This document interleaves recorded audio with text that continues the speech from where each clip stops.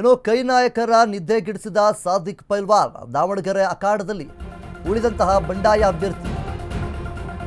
ಉಪಚುನಾವಣೆ ರಣಕಣದಲ್ಲಿ big fight fix ಆಗಿದೆ. Sadiq vote bank ಮೇಲೆ ನಿಂತಿದೆ ಈಗ ಫಲಿತಾಂಶ. ಬೈ ಎಲೆಕ್ಷನ್ ರಿಸಲ್ಟ್ ಬದಲಿಸುತ್ತಾರಾ ಸಾದಿಕ್ ಪೈಲ್ವಾನ್? ಈಗಾಗಲೇ ಕೈ ಟಿಕೆಟ್ ಸಿಗದಿದ್ದಕ್ಕೆ ಬಂಡಾಯ ಎದ್ದಿರುವಂತಹ ಸಾದಿಕ್ ಪೈಲ್ವಾನ್ ಮತ್ತು ಆ ಒಂದು ಕ್ಷೇತ್ರದಲ್ಲಿ ಮುಸ್ಲಿಮರೇ ಹೆಚ್ಚಾಗಿರುವಂತಹ ಕಾರಣದಿಂದಾಗಿ ದಾವಣಗೆರೆ ದಕ್ಷಿಣ ಕ್ಷೇತ್ರ ಏನಿದೆ ಅಲ್ಪಸಂಖ್ಯಾತರ ವೋಟ್ಗಳು ಡಿವೈಡ್ ಆದರೆ ಕಾಂಗ್ರೆಸ್ನವರಿಗೆ ಎಫೆಕ್ಟ್ ಆಗುವಂಥದ್ದು.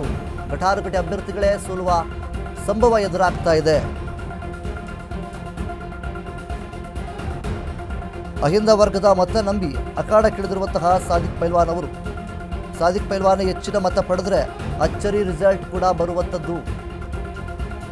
ಇರೋ ಕಾಂಗ್ರೆಸ್ನವರಿಗೆ ಒಂದು ಕಡೆ ಟೆನ್ಷನ್ ಆಗ್ತಾ ಇದೆ. ಸಾದಿಕ್ ಪೈಲ್ವಾನ್ ಅವರು ಈ ರೀತಿ ಬಂಡಾಯ ಎದ್ದಿರುವಂಥದ್ದು ಮುಖ್ಯವಾಗಿ ಆ ಒಂದು ದಾವಣಗೆರೆ ದಕ್ಷಿಣ ಕ್ಷೇತ್ರದಲ್ಲಿ ಅತಿ ಹೆಚ್ಚಿನ ಸಂಖ್ಯೆಯಲ್ಲಿ ಏನು ಮುಸಲ್ಮಾನ ಬಾಂಧವರು ಇದ್ದಾರೆ, ಮುಸಲ್ಮಾನ ಸಮುದಾಯದವರಿಗೇನಿದ್ದಾರೆ, ಈ ಒಂದು ಕಾರಣದಿಂದಾಗಿ ಸಾದಿಕ್ ಪೈಲ್ವಾನ್ ಅವರಿಗೆ ಅತಿ ಹೆಚ್ಚಾಗಿ ವೋಟ್ ಬಿದ್ದು ಅವರು ಗೆದ್ದರೂ ಕೂಡ ಒಂದು ಕಡೆ ಅಚ್ಚರಿ ಕೂಡ ಆಗುತ್ತೆ. ಉಪಚುನಾವಣೆ ರಣಕಣದಲ್ಲಿ ಬಿಗ್ ಫೈಟ್ ಫಿಕ್ಸ್ ಆಗಿದೆ. ಸಾದಿಕ್ ಅವರ ವೋಟ್ ಬ್ಯಾಂಕ್ ಮೇಲೆ ನಿಂತಿದೆ. ಅಲ್ಲಿರುವಂತಹ ಪರಿಸ್ಥಿತಿ ಏನು ಮುಖ್ಯವಾಗಿ ಸಮರ್ಥ್ ಅವರ ಕಡೆ ಆಗಿರ್ಬೋದು ಮತ್ತು ಸಾದಿಕ್ ಪೈಲ್ವಾನ್ ಅವರ ಕಡೆ, ಇವರಿಬ್ಬರ ಮಧ್ಯೆ ಸಾಕಷ್ಟು ಜಿದ್ದಾಜಿದ್ದಿ ನಡೆಯುವಂತಹ ಎಲ್ಲ ಸಾಧ್ಯತೆಗಳು ಕೂಡ ಇದೆ.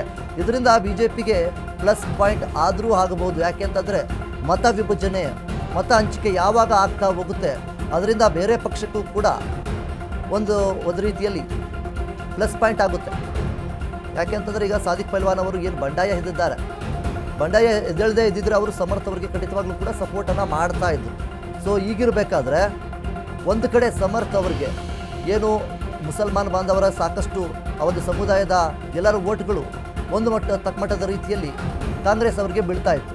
ಸೊ ಹೀಗಿರಬೇಕಾದ್ರೆ ಯಾವಾಗ ಸಮರ್ಥ್ ಅವರ ವಿರುದ್ಧವಾಗಿ ಇಲ್ಲಿ ಬಂಡಾಯ ಎದ್ದಿದ್ದಾರೆ ಸಾದಿಕ್ ಪೈಲ್ವಾನ್ ಅವರು, ಮತ ಹಂಚಿ ಹೋಗುವಂತಹ ಎಲ್ಲ ಸಾಧ್ಯತೆಗಳು ಕೂಡ ಇದೆ, ಮತ ವಿಭಜನೆ ಆಗುವಂತಹ ಎಲ್ಲ ಸಾಧ್ಯತೆಗಳು ಕೂಡ ಇದೆ. ಈಗ ದಾವಣಗೆರೆ ದಕ್ಷಿಣ ಕ್ಷೇತ್ರದಲ್ಲಿ 85,000ಕ್ಕೂ ಅಧಿಕ ಮುಸಲ್ಮಾನರು ಇದ್ದಾರೆ ಅನ್ನುವಂತಹ ಮಾಹಿತಿ ಇದೆ. ಈಗಿರಬೇಕಾದ್ರೆ ಅಲ್ಲಿರುವಂತಹ ಒಂದು ಏನು ಸಾದಿಕ್ ಪೈಲ್ವಾನ್ ಅವರಿಗೆ 85,000ದಲ್ಲಿ ಒಂದಿಷ್ಟು ಮತಗಳು ಅವರಿಗೆ ಬಿದ್ದರೆ ಇನ್ನೂ ಒಂದಿಷ್ಟು ಮತಗಳು ಸಮರ್ಥ್ ಅವರಿಗೆ ಬೀಳುವುದರಿಂದ ಈ ರೀತಿಯಾಗಿ ಮತ ವಿಭಜನೆ ಆಗುವಂಥದ್ದು, ಮತ ಹಂಚಿ ಹೋಗುವಂತಹ ಎಲ್ಲ ಸಾಧ್ಯತೆಗಳು ಕೂಡ ಇದೆ. ಇದರಿಂದ ಬಿ ಜೆ ಪಿ ಅವರಿಗೆ ಪ್ಲಸ್ ಪಾಯಿಂಟ್ ಆದರೂ ಆಗ್ಬೋದು.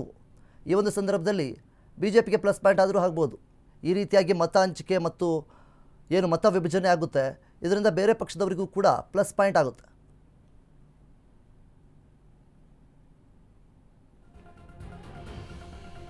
ಇನ್ನು ಹೀಗಿರುವಂಥ ಸಂದರ್ಭವನ್ನು ನೋಡೋದಾದರೆ ಘಟಾನುಘಟಿ ರಾಜಕಾರಣಿ ಬಂದರೂ ಸಹಿತ ಏನು ರಿಸಲ್ಟನ್ನು ಆಲೋಚಿಸಬೇಕಾಗುತ್ತೆ. ಯಾಕೆಂತಂದರೆ ಇಲ್ಲಿ ನಾವು ಅಂದುಕೊಂಡಂತಹ ರೀತಿಯಲ್ಲಿ ಯಾವುದೂ ಕೂಡ ನಡೆಯೋದಿಲ್ಲ.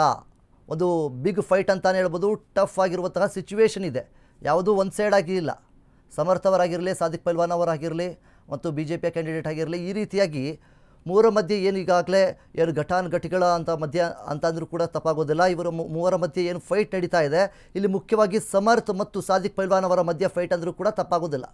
ಕಾಂಗ್ರೆಸ್ನ ವಲಯದಲ್ಲಿ ಏನು ಶಾಮನೂರು ಶಿವಶಂಕರಪ್ಪನವರ ಫ್ಯಾಮಿಲಿಗೆ ಈಗಾಗಲೇ ಕಾರ್ಯಕರ್ತರಾಗಿ ಅಲ್ಲಿ ಆ ಒಂದು ಪಕ್ಷದ ಕಾರ್ಯಕರ್ತರಾಗಿ ಇಷ್ಟು ದಿನಗಳಿಂದ, ಇಷ್ಟು ವರ್ಷಗಳಿಂದ ಮುಸಲ್ಮಾನವರು ಸಾಕಷ್ಟು ಏನು ಕಾರ್ಯಗಳನ್ನು ಮಾಡಿಕೊಂಡು ಬರ್ತಾ ಇದ್ದಾರೆ. ಅವರಿಗೆ ಆ ಒಂದು ಕಾಂಗ್ರೆಸ್ ಪಕ್ಷಕ್ಕೆ ಸಪೋರ್ಟನ್ನು ಮಾಡಿಕೊಂಡು ಇಷ್ಟು ವರ್ಷಗಳ ಕಾಲದಿಂದ ಬಂದಿದ್ದೇವೆ. ಆದರೂ ಸಹಿತ ನಮಗೆ ಟಿಕೆಟ್ ಕೊಟ್ಟಿಲ್ಲ.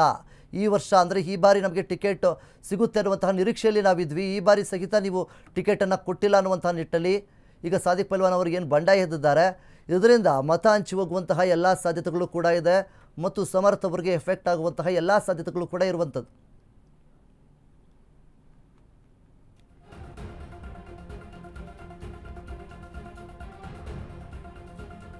ಇನ್ನು ಇದೆಲ್ಲ ಒಂದು ಕಡೆ ಆದರೆ ಜಮೀರ್ ಅಹಮದ್ ಅವರು ಮಾತ್ರ ಎಲ್ಲೂ ಕೂಡ ಮಾತನಾಡ್ತಾ ಇಲ್ಲ. ಮತ್ತು CM ಸಿದ್ದರಾಮಯ್ಯನವರು ಏನು ಬಾಗಲಕೋಟೆ ಕ್ಷೇತ್ರದ ಬಗ್ಗೆ ಸಾಕಷ್ಟು ಯೋಚನೆಯನ್ನು ಮಾಡ್ತಾ ಇದ್ದಾರೆ. ಆದರೆ ದಾವಣಗೆರೆಯಲ್ಲಿ ನಡೀತಾ ಇರುವಂಥದ್ರ ಬಗ್ಗೆ ಏನು ಯೋಚನೆ ಮಾಡ್ತಾ ಇಲ್ವಾ?